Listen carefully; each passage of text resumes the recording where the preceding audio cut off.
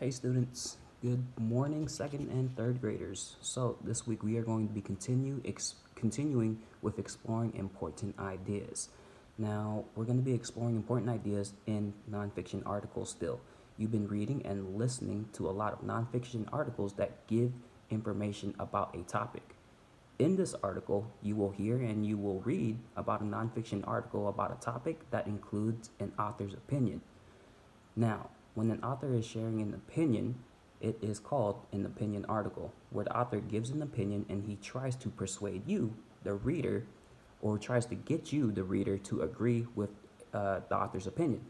The author does this by giving reasons or important ideas that support the author's opinion.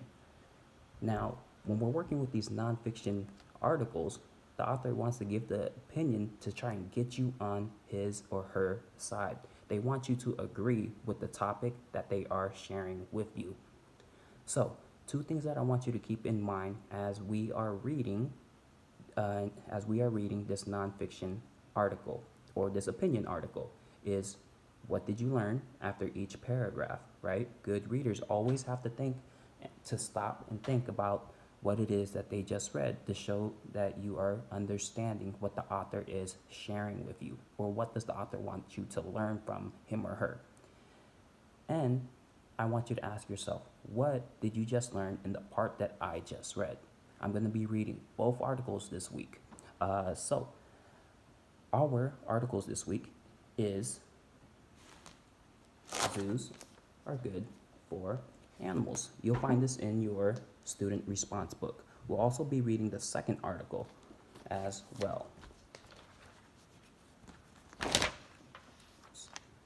Zoos are not good for animals. So I want you to follow along with me as we begin. Remember, after each paragraph, I want you to think to yourself or share with anybody around you, what did you learn so far, and what did you learn in the part that you just read? Okay? You could find this in your student response book on pages 30 to 32. Okay, let's get started. Zoos are good for animals.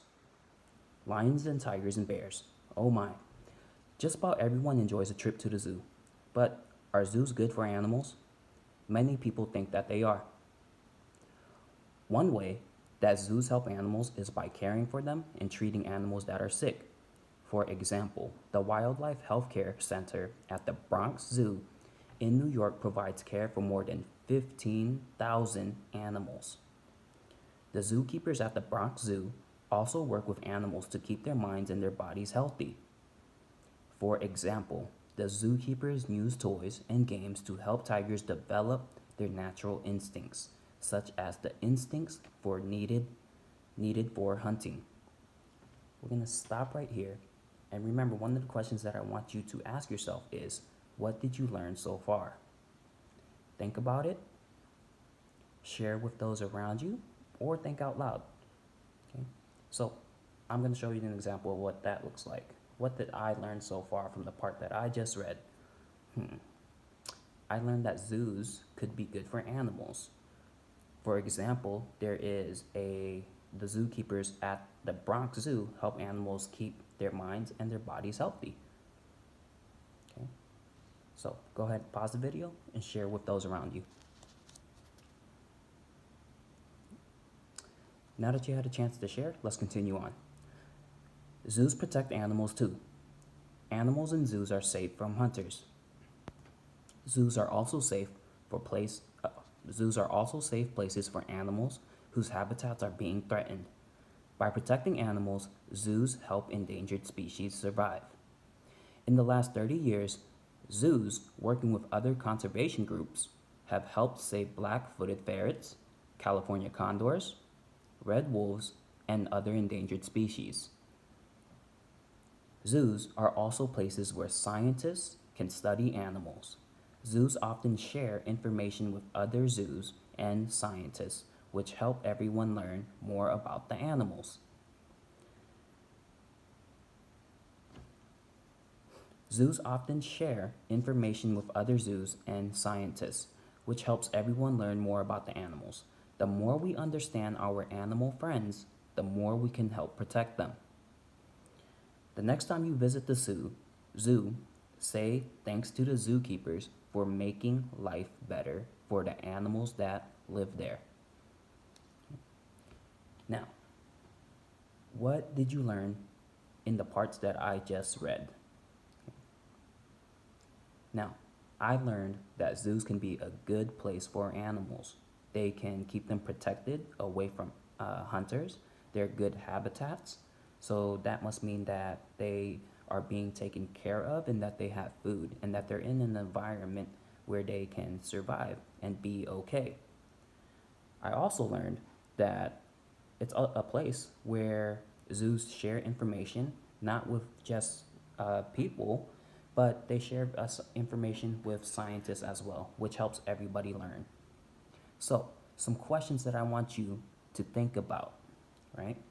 How do you think the author feels about these zoos? Is the author for having animals in a zoo? And what makes you think that? My second question is this. In this article, what is one important thing about zoos that the author wants you to remember? And my third question, what are some important reasons the author gives to support his opinion? So, what are the reasons that he gives to support his opinion? Okay? Does it sound like he thinks that zoos are good for animals?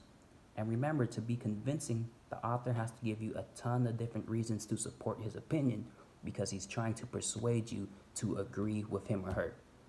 Okay? Let's continue on with our second article.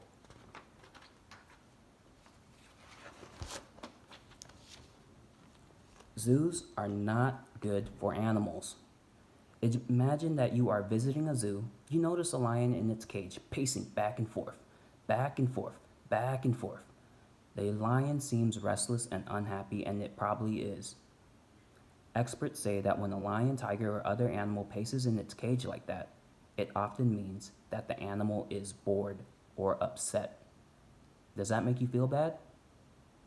If so, you are not alone. Many people believe that keeping animals in zoos is cruel and unnatural. For one thing, some of the enclosures in zoos are much too small for the animals. Many zoos try to make their enclosures look like the animals' natural habitats. But just because it looks right to us does not mean it is good for the animals. Take elephants, for example. In the wild, elephants walk as much as 30 miles every day, looking for food and stopping at watering holes. Not even the best zoos can build enclosures large enough for elephants to live as they do in their natural habitat. Let's stop here. What did you learn? Now, I learned that if animals that are in zoos are pacing back and forth, meaning that they're walking back and forth, it might mean that they are bored and they're upset. It also means that they might not like the place that they're currently in. I also learned that zoos have a limited amount of space. For example, I'm going back into the text looking for my evidence to support my own reasons to show what I just learned, is that animals such as elephants can walk as much as 30 miles a day. Okay? And they have to stop a lot and drink a lot of water as well in order to survive. So it might not be the best place for elephants. Okay? Remember to stop here, share with those around you. Okay? Now that you had a chance to share, let's continue on. In the wild, animals learn how to survive when they are very young. For example, a young leopard learns how and where to hunt by watching its mother. When they are raised in zoos, leopards and other young animals never learn these and other important skills. They do not have to because humans feed and protect them. This is not a good thing. Most animals raised in zoos can never go back to their natural homes. Some people say that zoos teach people about animals. Others argue that we do not have to put animals in cages to learn about them and that they belong in their natural habitat. let's stop here. Now that we've come to the end of our article and that you've had a chance to read both articles, how does this author in this opinion article feel about zoos? What in the article, the evidence, makes you think that? For example, does the author of this opinion article, does he think that zoos are good or bad for animals? And what evidence or reasons in the text supports your thinking? What is one important thing about zoos that the author wants you to remember? And what are some important reasons that the author gives to support his opinion about zoos? And my last question is this. If someone asked you about this article, what would you tell him or her? And what is your opinion on zoos? Do you think that zoos are good or not good for animals? Okay. You can write your responses down, record yourself on the video, go ahead and send it to Mr. Sok on Class Dojo, or you can put it on your Class Dojo portfolio page. Okay. Have a good week, guys.